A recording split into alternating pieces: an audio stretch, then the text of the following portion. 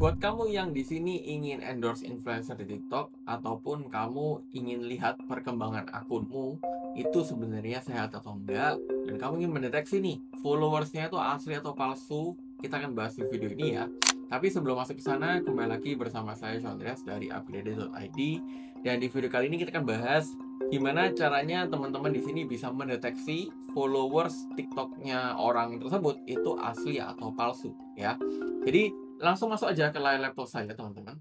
Jadi teman-teman di sini lihat ya, misalkan kayak akun saya ini, karena TikTok itu sebenarnya agak sulit ya. Yang mana agak sulit itu followers itu nggak berbanding lurus sama jumlah jangkauannya. Kalau Instagram kan masih mending ya, lebih baik, lebih bisa kita analisa. Karena kalau misalkan Instagram itu rata-rata ya 7 sampai 10% lah jangkauannya dari followers yang ada ya.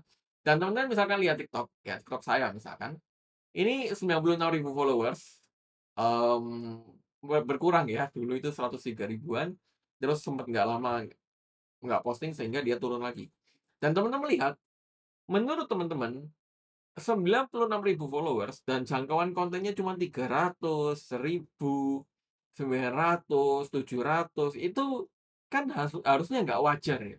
Harusnya kan, ya Mas kalau 7 sampai 10% kan harusnya digital 9 ribuan Mas, 9.000 sampai 6 ribuan, Mas. Ini kok bisa 1.000-an, Mas? Jangan-jangan ini beli followers ya, Mas, ya?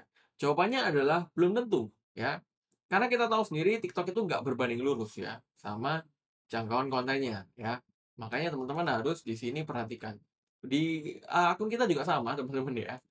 Yang upgraded ID ini malah lebih parah juga kalau teman-teman lihat. Di sini kalau teman-teman lihat ya. Nah, oke. 60.000 followers, tapi jangkauannya cuma 200, 100 ya. Nah, kalau misalkan teman-teman berpikir apakah ini real? Jawabannya adalah teman-teman harus menggunakan tools untuk ngeceknya. Tools-nya ada banyak ya. Di sini saya akan pakai tools dari, Havi ya, dari Hive Auditor. Jadi teman-teman di sini, ini tools, berbayar ya. Cuman kalau gratis itu ada sih banyak ya, teman-teman bisa pakai kayak tools-tools Modes, ini juga bisa ya. Jadi influencer marketing platform. Ini bisa yang free juga kok ya. Jadi teman-teman nanti daftar aja. Oh, free setahu saya bisa ya. Cuma nanti, kita akan explore ya. Nanti saya akan coba kasih ya kalau misalkan nggak bisa free. Tapi, nah ini kan try for free nih. Jadi 14 day free trial ya. Teman-teman lumayan nih bisa coba-coba gitu ya.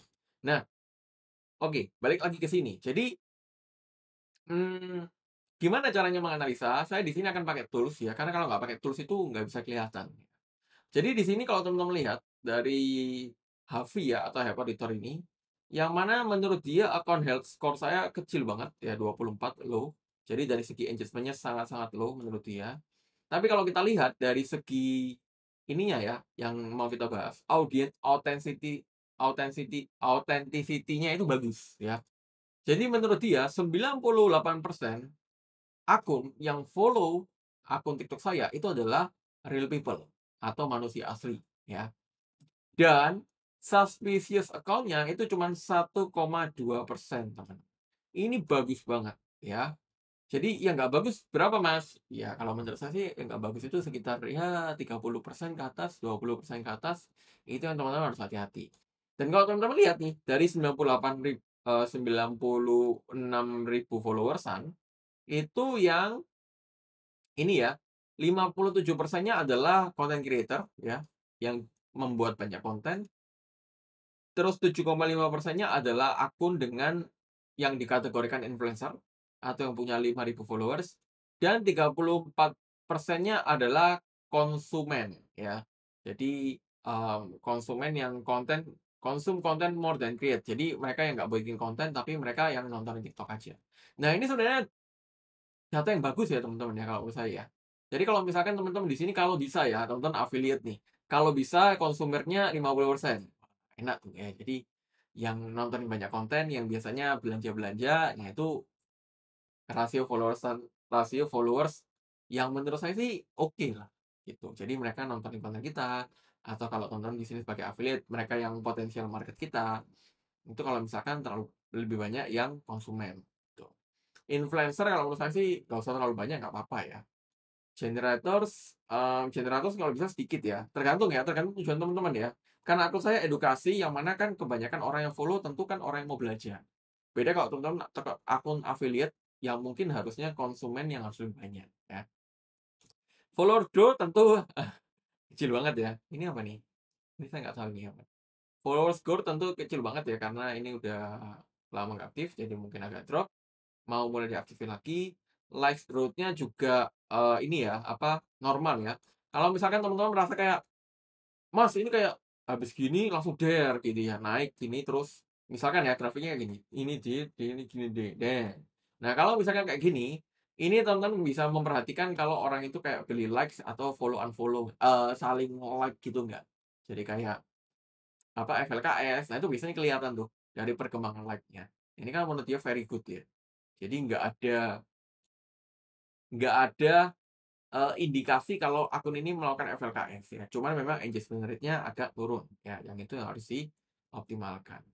Bahkan ini bisa ini kelihatan ya, kalau value-nya berapa ya, jadi estimated account CPM, ya, ini bisa kelihatan ya. Jadi, menarik ya data-data seperti ini ya teman-teman ya.